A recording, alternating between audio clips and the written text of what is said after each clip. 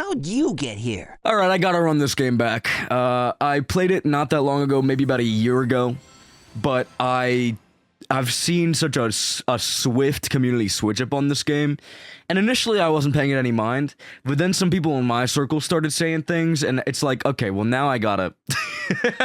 now I gotta run it back, now I gotta see what the vision is. I have to understand why people have switched up on this game, why people are hating on Sonic Frontiers and saying X, Y, and the Z, this, that, or the other.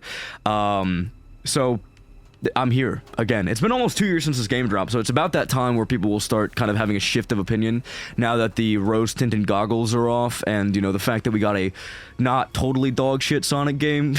Like, those rose-tinted goggles, the context of that release is now kind of faded. It's nice to look at this game with a critical eye, and we're starting to have people look at this game with a critical eye.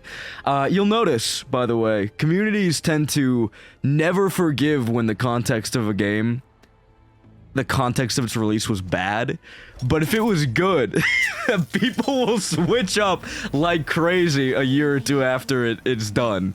That's something I've noticed, bro. The hate sits in people's heart, but the good, that kind of flows, the ebbs and flows of life take that away from people. Just a funny little thing to keep your eye out for. But yeah, I just want to see how things have changed. I guess frame one, talking about any narrative concerns that people have, I say this at pretty much the beginning of every single Sonic game I ever play that has the narrative talked about at large at all. I don't fucking care. I genuinely don't play Sonic games for that. And, you know, despite the fact that I think this narrative is serviceable, and I think it does a decent job of, you know, making old school Sonic fans like me, you know, feel really good being like, I know that. The Iblis, whatever, Ultra Omega, Unleashed, Colors, Deluxe, Generations, Omega, look, the SA2 Arc, you know, whatever. Like that shit. It makes you feel good for knowing things, but I can see why it would be jarring to, especially like newer players, and how the very dialogue-heavy narrative and the less interesting and animated cutscenes, I can see why that would be a problem. I personally never really cared about that, and I barely noticed it in the first place. I think that we're taking a very good step in the right direction, where there were a decent amount of cutscenes that were dynamic and were cool and had raw sauce and energy, and I'm very unsure why people are kind of taking those and ignoring them and focusing on, like, I get it. Most of the cutscenes are standing and talking, and because this narrative is very interpersonal. That's unlike a lot of other Sonic stories, which are like very move, go, fast.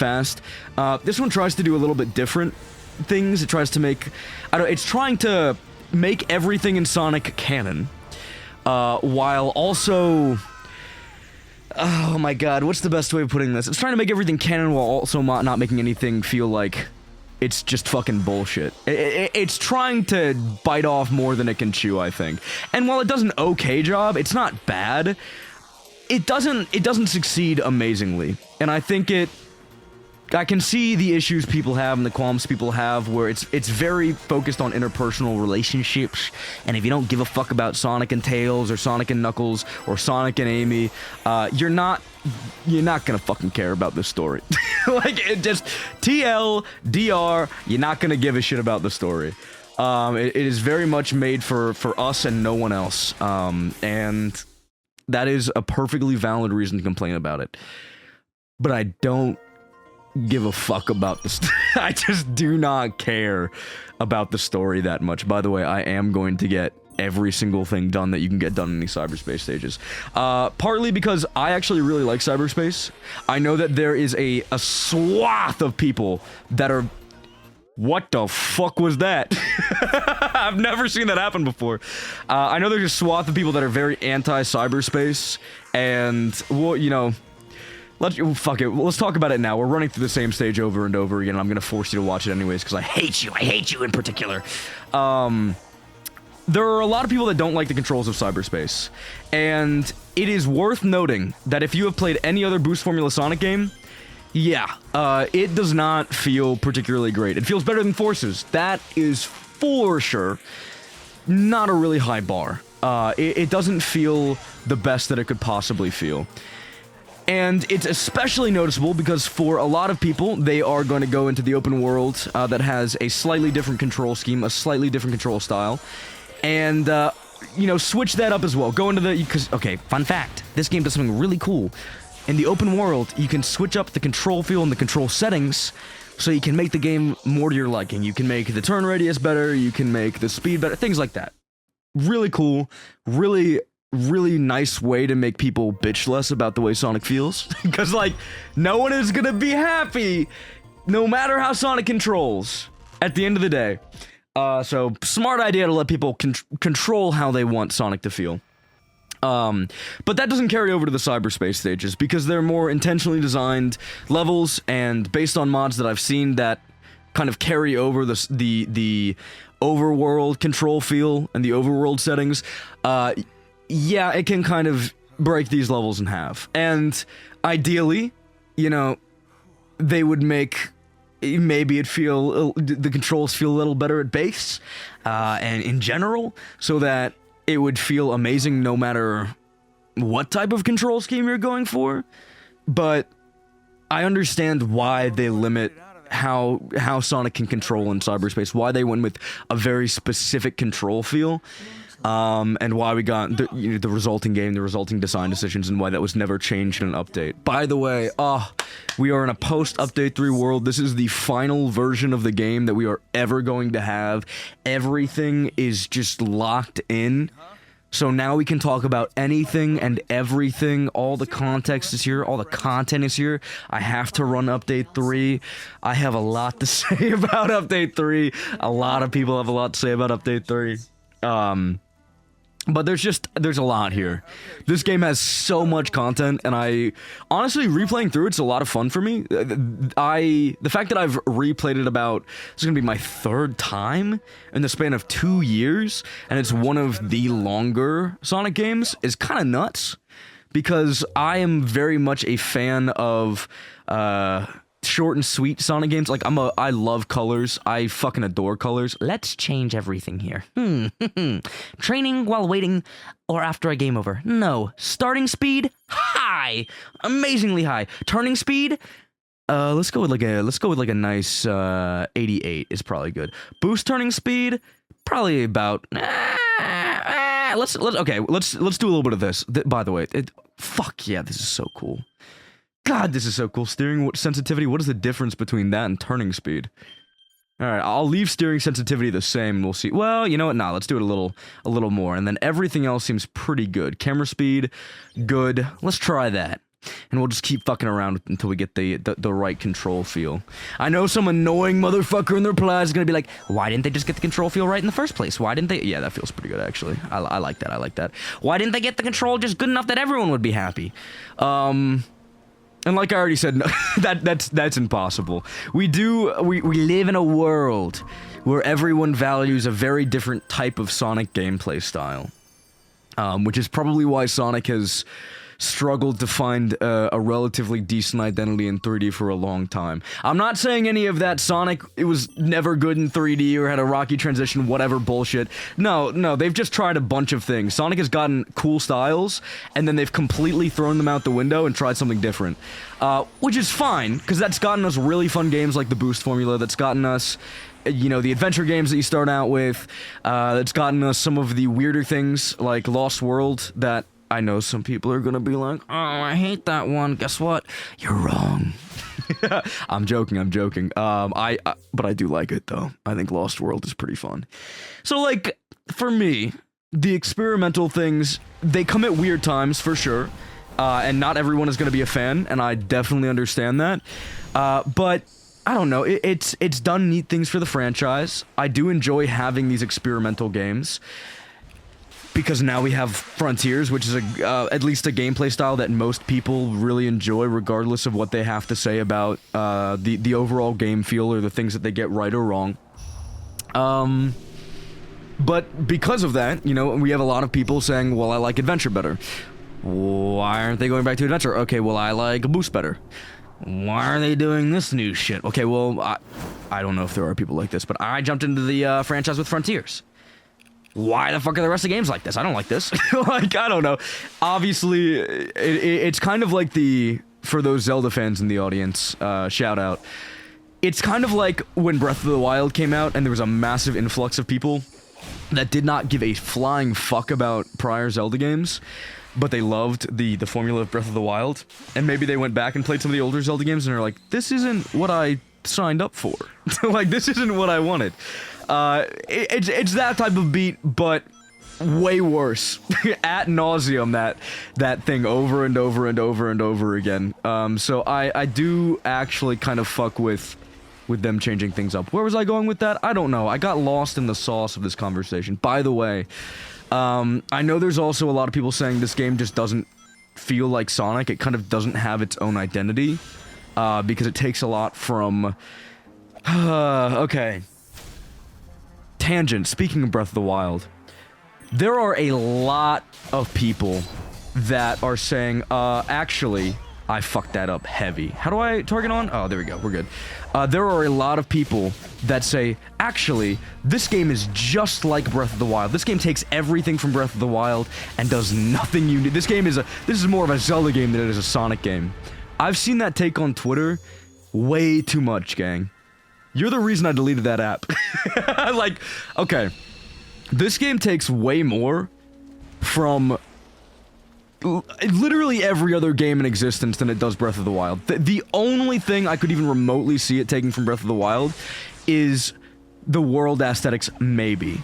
But even then, Breath of the Wild didn't make the concept of an open grass area. Like, look, Zelda's fun. You're not that special, gang. You're not that you didn't define open grass areas. Beyond that, right? Beyond that, this game is more like Mario Odyssey than it is anything even remotely close to Zelda. And I actually like this game's formula drastically more than Mario Odyssey. I think it works way better. Because, yeah, there were those, like, cute little platforming challenges. The moons are fun in their own right, but there are also some moons where it's like, you run around and you do absolutely nothing, and then you get... I need to go and unlock the Psyloop. Shit. Where do I go? It's pause, right? Okay, we're good. Just teach me that. Yeah, I got it. Thank you. Can I get this one too? Yeah, thank you. What do I want now? Air trick, because then I'll never have to worry about shit ever again. Yeah, Sonic Boom. Yeah. We're good. Okay, we're good. We're gonna unlock everything really fast. If you don't unlock every single thing in this game, you weren't trying. Respectfully. You know what? No. Disrespectfully. Yo ass wasn't playing the game at all. But, anyways, I do think this game takes a lot from Mario Odyssey, but does it flat out better in a lot of cases. Because the major collectible in Mario Odyssey is moons. And this is very collectathon heavy as well. But, you know, the big thing that you get is Chaos Emeralds, right? And that's kind of how you progress through the world. There are the memory tokens too, but those aren't particularly important. They're never put on a pedestal. And every single time you get memory tokens, you usually go through some relatively interesting platforming challenge. Even if it's small, you usually go through something interesting. Whereas Mario Odyssey throws moons in rocks, throws them like under things. There's a lot of different ways to get them, and them being the main collectible and having so many just dumb ways to collect them really devalues them as a currency. Whereas with this, the memory tokens aren't the main currency. It's not the main thing you're going for. And there's so many other things as well that you can find that are really interesting, especially post-update 1, 2, and 3.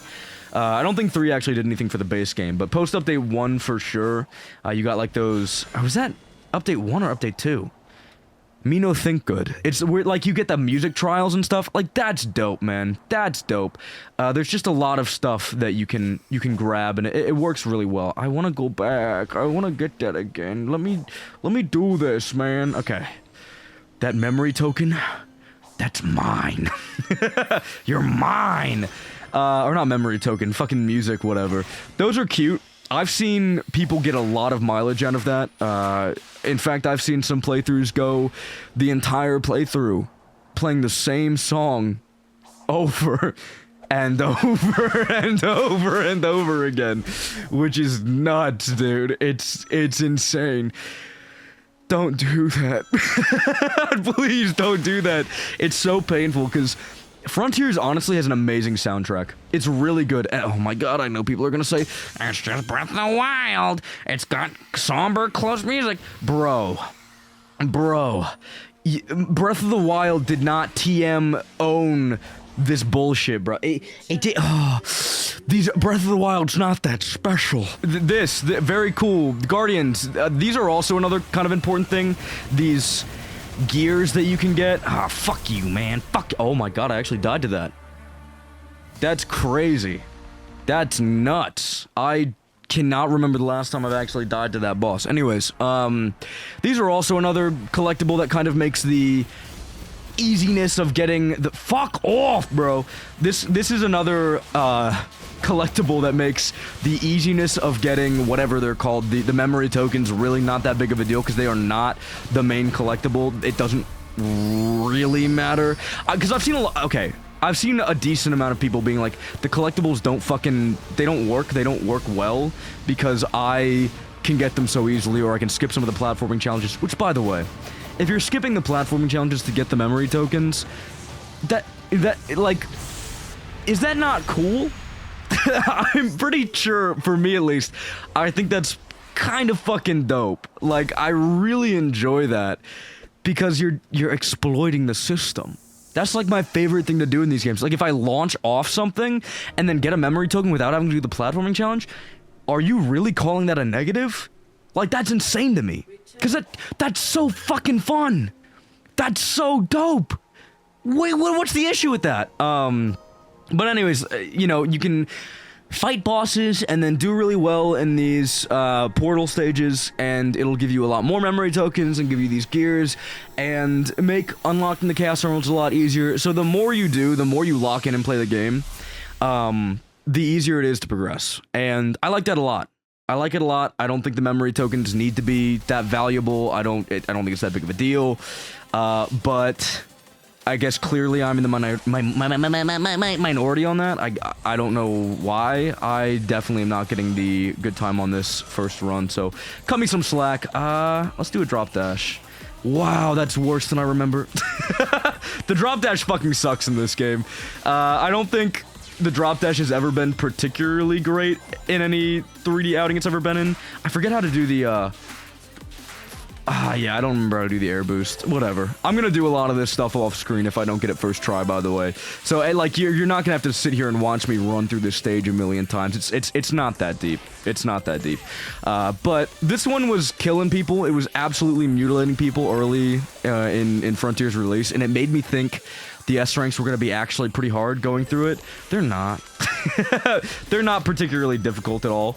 But I don't know. It's cool. It's neat. I do like that there's this one stage that's kind of infamous for a lot of people, and gives you this kind of little fear early on in the game. But I'm gonna end it there.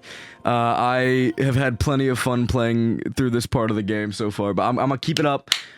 We're gonna see if I disagree with people moving on, or if I agree with them and I'm actually like, well, this game is doo-doo, caca, poo-poo, I hate it, whatever.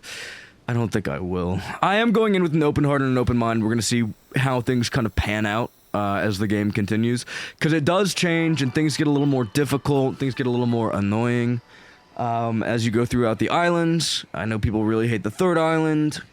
We'll see. we will see. But yeah, overall, I'm still having a lot of fun going back to this game. I'm actually really excited to get back into it and knock this out, knock out a lot of the content from Update 1 and 2, and kind of move on. God damn, bro! Oh, calm down! But yeah, the content from 1 and 2, and then we're gonna do Update 3 as well in the very end of this playthrough.